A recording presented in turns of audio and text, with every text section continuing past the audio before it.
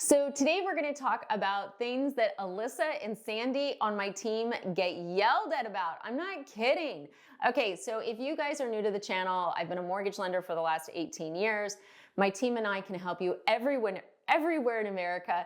Feel free to reach out, 786-933-2077, but do not yell at the team. Here's the thing, my team is great. You'll see that in reviews. We really care. But what happens sometimes is people ask questions we can't answer, or it's a loan that we don't do. And instead of going, oh, okay, I get it, you don't do it, they think my team is lying to them, or they yell at them. I'm not kidding. We have 2 bad Yelp reviews from years ago, and both of them were because we didn't offer a specific down payment assistance program. When the person asked about it, Alyssa on my team said, hey, we don't offer that. You really need a specialized lender for that. And the people thought she was rude for saying that. So let's talk about specialized lending, because that's one of the things that I think, you know, as a home buyer or potential home buyer, you're like, well, lenders do everything, right? No. And look, I've always said you can't be a jack of all trades and be any good. Like, lenders have stuff that they focus on. So for instance, my focuses are FHA, VA, conventional, jumbo, and USDA, okay? And we're starting to do a little bit of, you know, they call it non-QM, but DSCR loans, you know, some investor loans. Okay, what we don't specialize in is down payment assistance.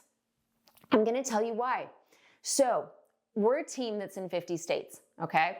And the best down payment assistance programs are hyper local. So it would be like a county or a city program. At the national level, yes, there's a loan called Chenoa.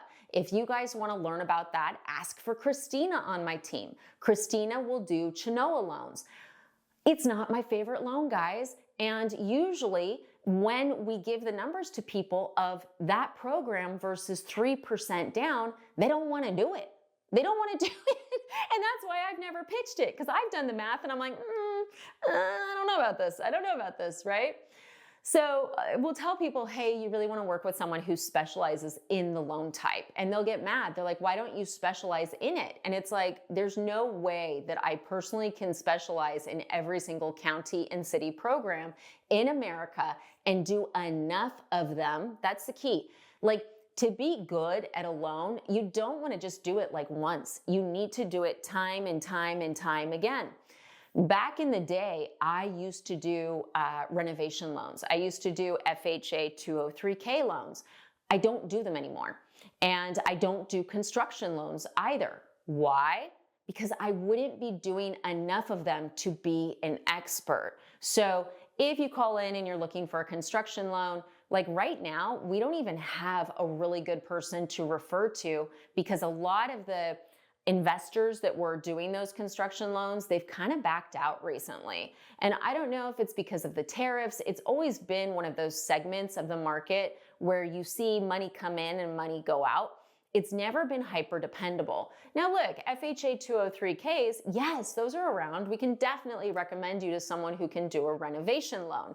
But construction, building from scratch up, I don't have anyone good to recommend you guys to right now. And, you know, Alyssa was telling a gentleman that yesterday, and he thought she was lying to him. And it's like, no, we really don't have, like, if I give you someone's name, if my team gives you someone's name, I want them to be good. I need to know they're going to take care of you. I don't just give out names, right? I take the fact that you're asking for our opinion very seriously. And I never want to say, oh, call this person without knowing who that person is, what their background is, how they treat clients, how much they know about it. And in the construction world, you know, we had access to a product, and there's a gal at our company, Indu, who I love, who was doing it, but then we lost the access. So it was like, you know, anyways, okay, so that's one. What else do they get yelled at? It's a weird video, right?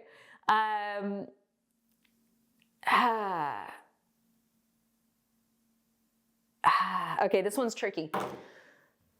Okay, home equity lines of credit. So I work at a company called Rate, and yes, Rate offers home equity lines of credit.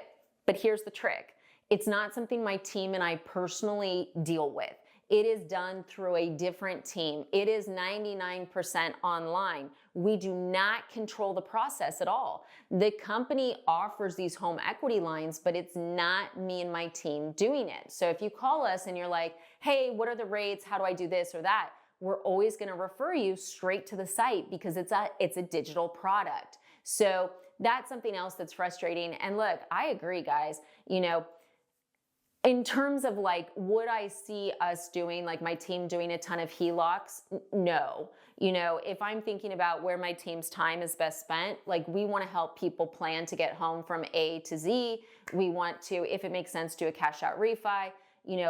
The HELOC world, honestly, truly, it should just be digital. Like there's not much to it. And most of the products out there right now, they're looking at your equity, they're looking at your debt. It's pretty cut and dry. It's not like a purchase or a refinance. So it is a digital product. And I think it's important people know that.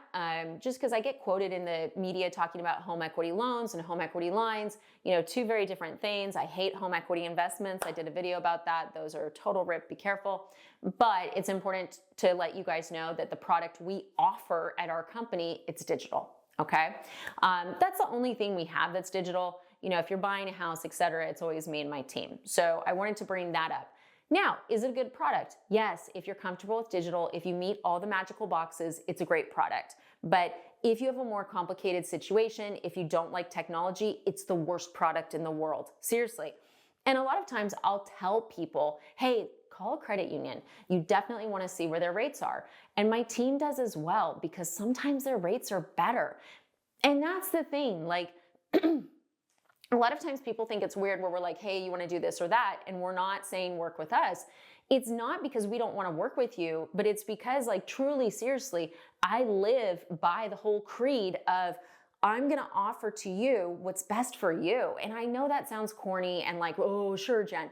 Seriously, truly, like, I'm not going to try to sell you something that I don't think makes sense for you. Period. Like, life is too short. I believe in karma, and, we don't have to do that. Okay, so that was HELOCs. We covered specialized loans for construction and down payment assistance. Okay, the other one they get is, I'm moving states and don't work remote and don't have a job in the new state. Why can't I use my current income? That's an easy one. So here's something that people find very frustrating as well.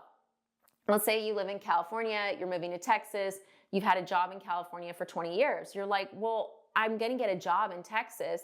It doesn't matter. I don't care if you worked in California for 120 years and you had the most stable income ever. If I can't use that income when you become a Texas resident, I can't use it.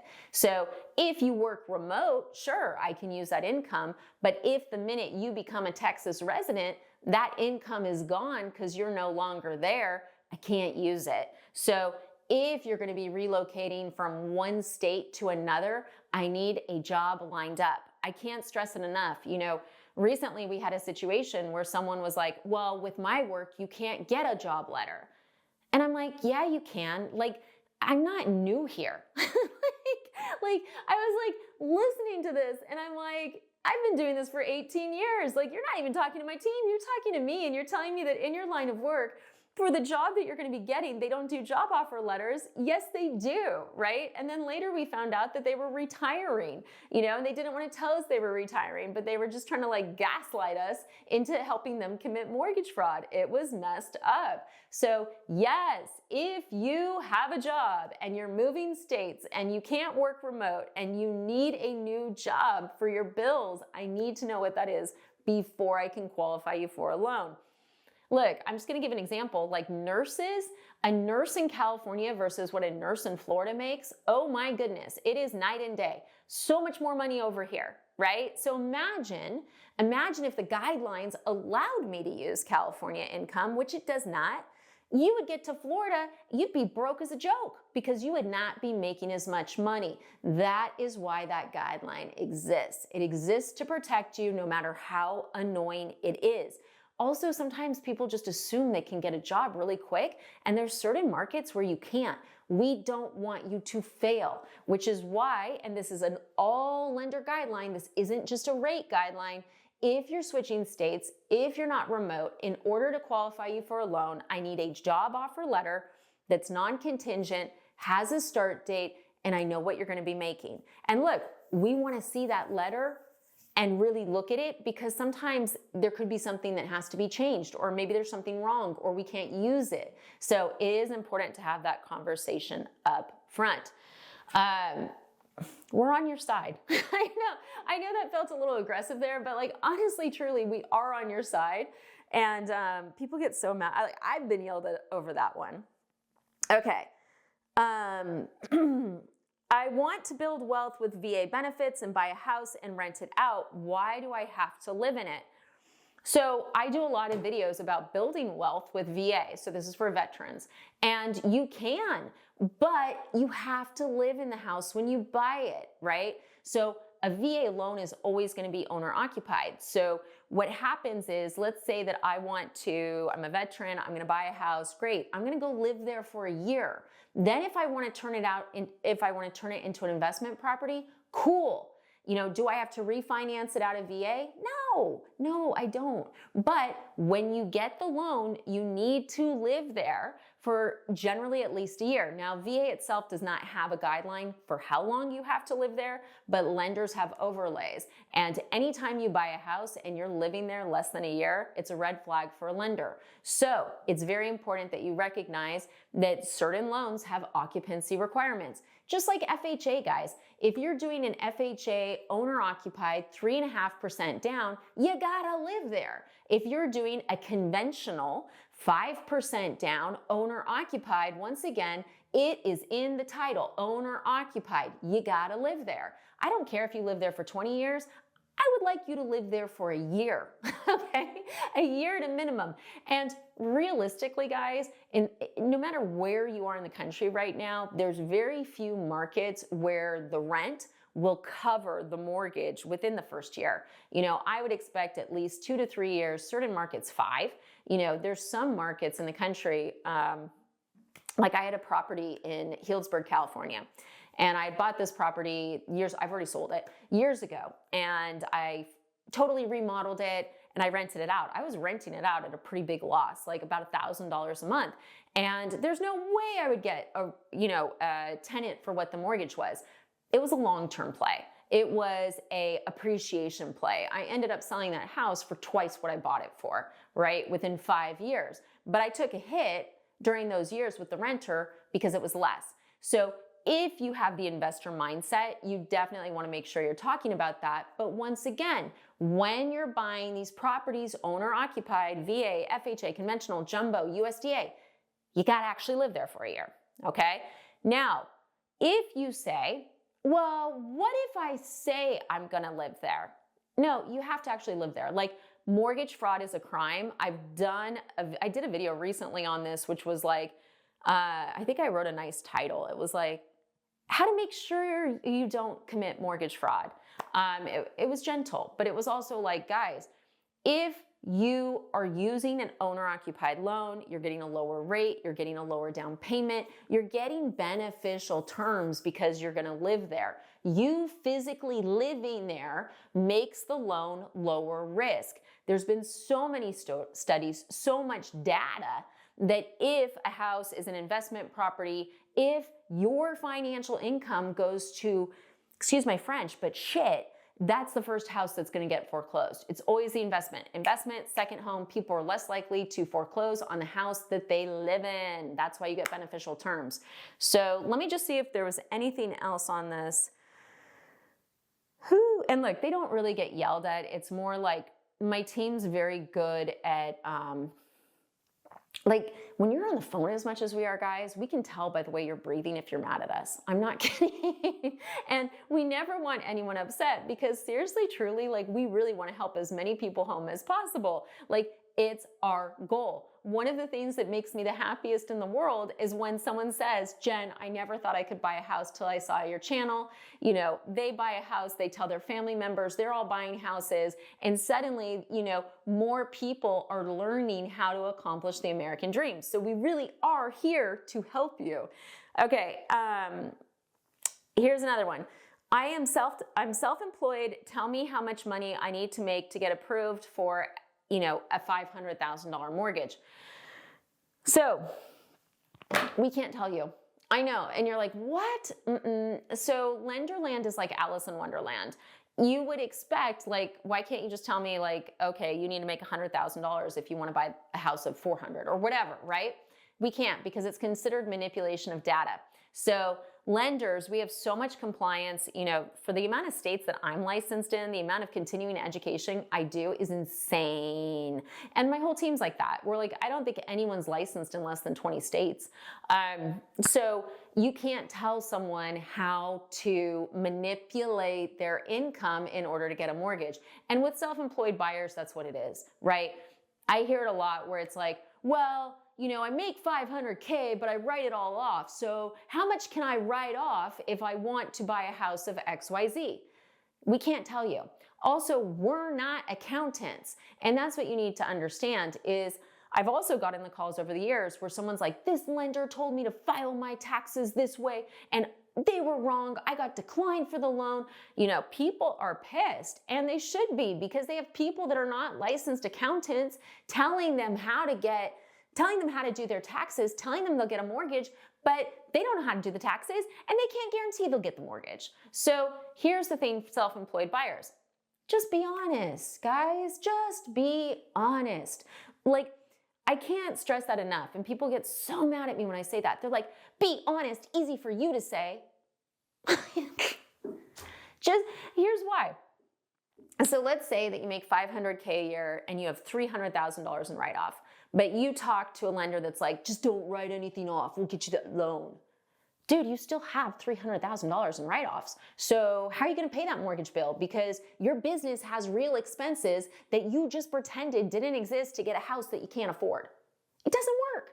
It doesn't work. It doesn't work. So seriously, guys, on that, just be honest, be ethical. And if you're like, well, I wanna write off a bunch of fake stuff, guys, just be honest and ethical. Like, if you want to know what you truly qualify, just be honest and ethical. I get it. Taxes suck. Guys, I am W-2, okay? My whole team is W-2. We hate taxes just as much as you do, okay? So don't think that we work for the tax man. We don't. We resent them just as much, but we also want to make sure that you're in a house that you can comfortably afford, and we can't tell you how to manipulate data in order to get a loan. So I thought this would be a fun video. I don't know. What'd you guys think? Did you learn anything? Did you think it was silly? Did you get mad at my team for one of these things? But, you know, Alyssa and Sandy are on those phones every single day, answering your questions, trying to help you home. You know, Alyssa, I don't give Alyssa enough praise. Alyssa is actually a former client. She's the only former client I've ever hired. And I hired her because I watched her with her money over a 5-year period. And I was like, I want this girl to run my budget. I want her to tell me what to do, you know, because she is so good with stretching a penny. So if you guys are looking for that person, you know, you can literally just say, Alyssa, I know Jen told me on a video that you know how to stretch a penny. Help me out. And she'll go through your budget with you and she'll be like, do this, do that. You know, and she'll give you some tough love. She's very blunt, just like me, but you know, she knows what she's doing and she knows how to get from point A to point B. She's also been a very successful real estate investor over the years. So love them both. Sandy, we call the angel because she is, but there are certain things where we may give you an answer that you don't like. It's not because we don't want to help, but it's just because it's something we don't specialize in, or it's something we could lose our license over. So feel free to call 786-933-2077. Don't prank them though, guys. I know some of you are going to call and ask them every single one of those and get terse with them. Don't do it. Don't do it. They're too sweet, okay? Anyways, have a lovely day. Thanks for watching.